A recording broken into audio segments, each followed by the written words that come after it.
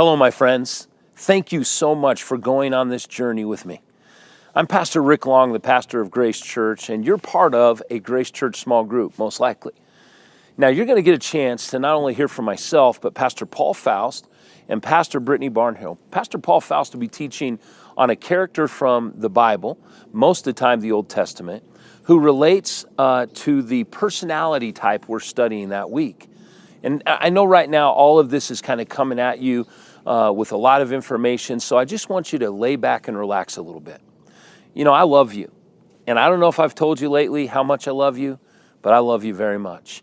And even if we haven't had a chance to meet, I'm excited that you're going on this journey with us. As you go through the teaching today, and then you'll get to hear from Pastor Brittany Barnhill as she gives us the habit of the week. She's our pastor of small group ministry. Now, we're going to be going through a series entitled Mirrors. This is kind of a test case of our study guide that you'll be using. And Mirrors says, what reflection do I see? You know, when I was a kid, I went to a place called Lakeside Amusement Park. It still exists. I think it's about 100 years old. And back in the day, they didn't have all the rules and regulations, so they had something called the Fun House. I went to the Fun House, and the first thing you see in the Fun House are these 3 mirrors. You'd walk up to a mirror, and one would make you look, 2 feet tall. You go up to another mirror and make you look 10 feet tall. And then you go up to another mirror and make you look, 4 feet wide. I think I unfortunately bought one of those accidentally for my house. I'm going to have to trade it in. But you'd look at these mirrors, and it would distort your perspective. Well, that's what happens in our lives. And I'm not talking just about our physical attributes, but our personal attributes. Some of us, we understand the Great Commission enough to say, I want to learn to love God with all my heart, soul, mind, and strength. And I want to love my neighbor. But we miss out on the third part of our love triangle, if you will. Love God, love others as you love yourself. You know what? You are a masterpiece. God loves you. You're extraordinary. And just the way He created your personality is just the way you need to embrace it. So we're going to be using a tool called the Enneagram. And I'm going to ask you to do 3 things. Be at a church service once a week for the next 9 weeks. If you're hearing me, you've probably already been to our church service last weekend and heard the overview of this series and what to expect. But join us for the next 9 weeks. If you can't be there, absolutely cannot be there on the weekend. We have 4 services, Saturday night and 3 on Sunday. Then watch online. But make sure you see the series Mirrors, because we're going to be talking about the life of Jesus and how He encountered all these different personality types. Then be at small group weekly. Each week you'll get a different Bible character as Pastor Paul takes us through this journey in the Old Testament mostly. But you're going to love this study. And then Pastor Brittany Barnhill will help you, along with her team, to have the most successful, fun, exciting small group experience you've ever had. And for some of you, it's the first time you've stepped out to do this. Thank you.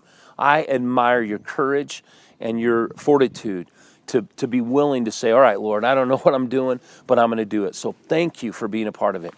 Inside the Mirrors workbook, there are places for questions and there are journals. There's not a lot of fill-ins. We didn't want to bombard you with those this time, but the journals have different subject matter. My submission journal, there's reflection journals. There's different journals within this workbook. So take time to journal. It's one of the best ways to communicate to God and to allow Him to communicate with you.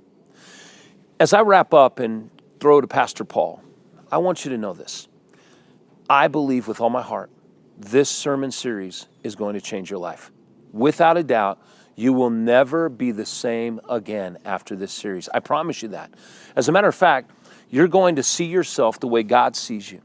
And you're going to begin to embrace yourself, your personality, the way God wants you to. Love Him, love others, and love yourself. In conclusion, something that really stood out to me in this journey. As I read The Road Back to You, which is another challenge I want to give you, make sure you're reading through The Road Back to You. It's not a daily devotional. It's just a reading to help you understand yourself.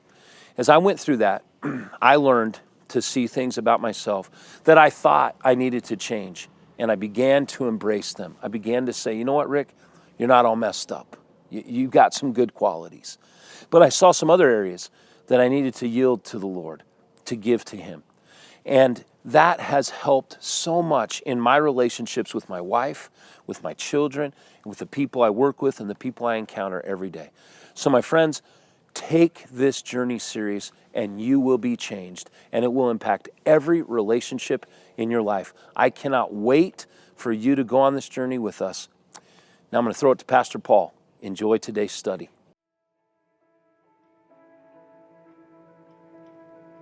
What do you see when you look in the mirror? You see the lines, you see the memories, you see the scars, the reminders of the stories of your life, the things that have happened to you over time, maybe events or choices that you've made. Once they were just things that happened. But over time, as we receive them, as we accept them, as we take them in and let them become a part of who we are, these stories aren't just stories anymore, are they? They're symbols. And all of a sudden, we wake up one morning and we realize, I have become something as a result of these stories. I have taken on an identity. And when I look in the mirror now, all of a sudden, that's all I see. Maybe it's the high school football player who never went any further. It's the lawyer, it's the mom, the dad, the rich guy or the poor kid, the one whose parents got divorced or the one who got kicked out of school, the one who quit, the one who didn't make it. But whatever the story is, these stories, they become symbols, and we give them power over our lives. We give them power to define us and to define our future. They become a kind of self-fulfilling prophecy. And when we look in the mirror and we ask this question, who am I? Sometimes it's all we can see.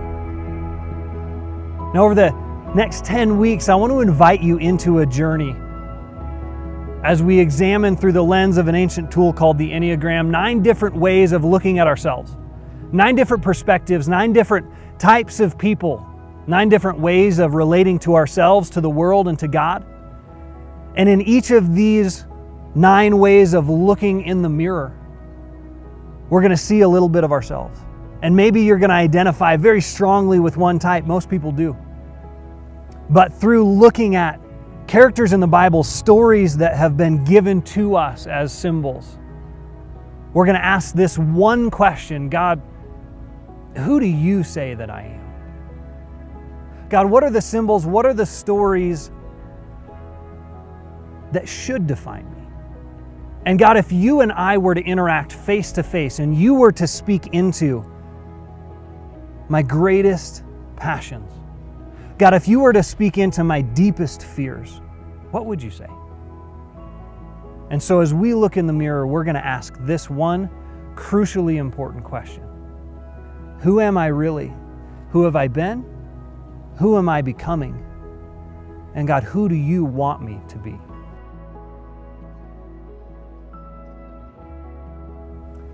So, as you get more and more familiar with the world of the Bible and the stories of the Bible, one of the things you'll begin to notice is the importance of names. Now, people get names all kinds of different ways. A lot of times there's something interesting or unique, something that happens as they're being born, and it becomes their name. They see it as a destiny, as something that's going to define their life. Sometimes something happens throughout their life and their name actually gets changed. They see the name as a symbol of who a person is, who a person is going to be, who a person might become.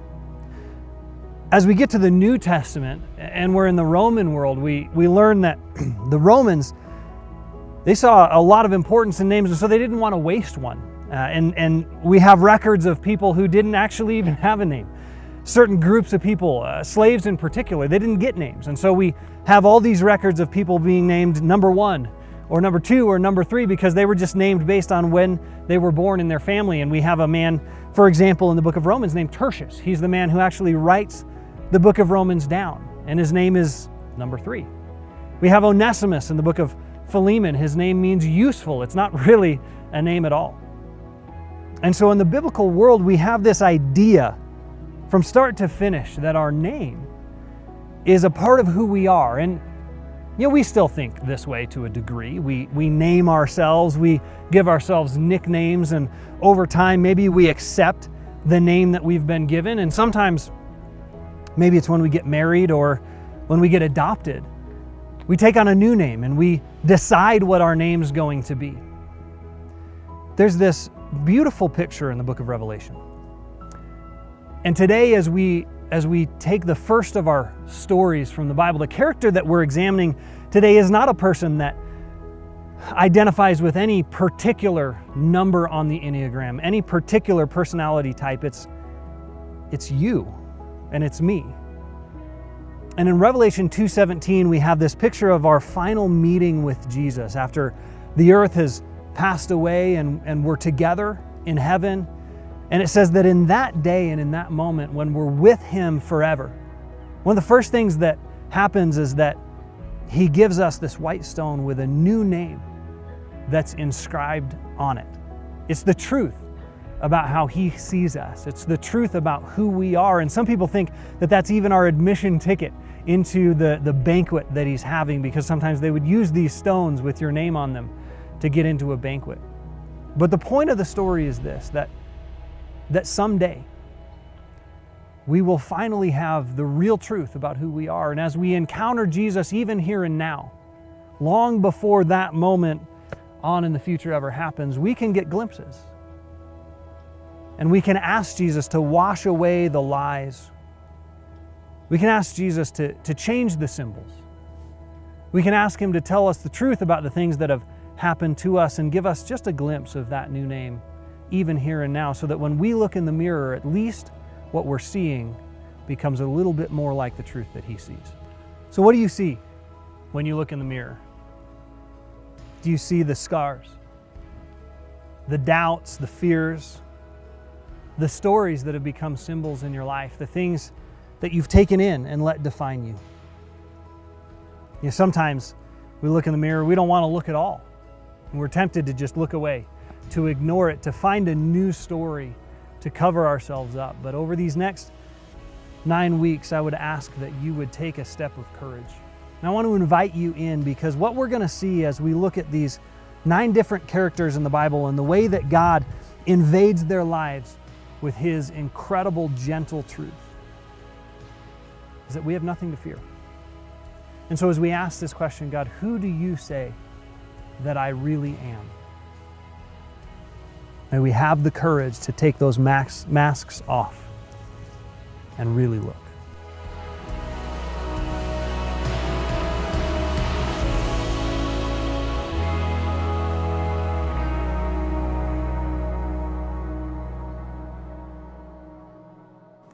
Hey everyone, I'm Brittany. I'm the pastor of small groups here at Grace Church. As we go through this 10-week journey together, we're going to end each week with a habit of the week for you to consider incorporating into your life. As we examine each different personality type, we'll pair a spiritual practice, a habit, with the specific needs of that type of person. Of course, these habits will be valuable for all of us, but they'll be specifically designed to prompt growth in the people who identify with the personality type we're exploring that week. We'll explain a little bit of why that particular habit can be so impactful for that type of person, and we'll ask you to try it out, even if we're not talking about your particular type that week. This week's habit is the habit of submission, and it's for all of us. Submission means being willing to accept the truth from God. It's getting ourselves in line with God's plans for us rather than asking Him to get in line with ours. Submission means that God is in the driver's seat of my life. We picked this habit because this process we're going through, the process of learning more about ourselves and especially about our weaknesses, can be painful. Sometimes we don't want to know the truth about ourselves, but when we choose a posture of submission, of being willing to listen when God tells us the truth, that's when we really grow. So this week, start every day with this prayer. God, I want to know the truth about you and about myself. And today I'm listening, even if the truth might hurt. We're praying for you this week. As we start this journey together, you've shown great courage already, even by just showing up. I'm so glad I got to talk with you today. I hope you have a great rest of your week.